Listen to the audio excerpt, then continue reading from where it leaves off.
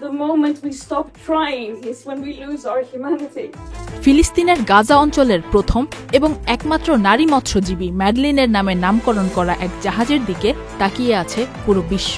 নির্ভীক এক তরুণী যাতে ওষুধপত্র ও খাদ্যবাহিত ওই মানবতার জাহাজ নিয়ে গাজায় পৌঁছতে পারেন সেই প্রত্যাশা করছেন সকলেই। নজিরবিহীন এই অভিযানের সূচনা করেছেন গ্রেটা থুনবার্গ। গত ২রা মার্চ থেকে অভুক্ত রেখে গাজার মানুষকে হত্যার যে পদ্ধতিগত ষড়যন্ত্র ইসরায়েল বাস্তবায়ন করছে সেটাকে বড় চ্যালেঞ্জ জানাচ্ছে গ্রেটার এই পদক্ষেপ।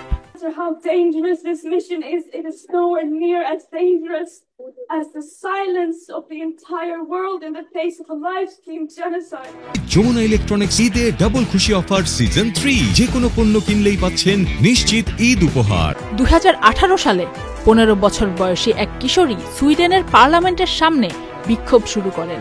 তার সঙ্গে যোগ দেন কয়েকজন সহপাঠী। তাদের দাবি ছিল জলবায়ু পরিবর্তন মোকাবেলায় বিশ্বকে এক্ষুনি কঠোর হতে হবে। ছোটখাটো গড়নের ওই কিশোরীই ছিলেন গ্রেটা থুনবার্গ। তার নেয়া এই পদক্ষেপের কারণে তিনি আলোচিত হয়েছিলেন সারা বিশ্বে। অন্যায়ের সঙ্গে আপোষহীন সেই গ্রেটা এবার গাজায় ইসরায়েলের বর্বরতার শিকার ফিলিস্তিনের পাশে দাঁড়াচ্ছেন। গাজাবাসীর অধিকারের ব্যাপারে আগে থেকে সোচ্চার থাকলেও সম্প্রতি তিনি বিভিন্ন কর্মসূচিতে অংশ নেন। ফলে তাকে প্রতিষ্ঠিত বৈশ্বিক ব্যবস্থার নানা চ্যালেঞ্জের মুখে পড়তে হচ্ছে। অনেকে রোষানলে পড়েছেন তিনি, তবু থমকে যাওয়ার পাত্রী নন সাহসী তরুণী Greta Thunberg. Faria Ahmed Khan, channel I.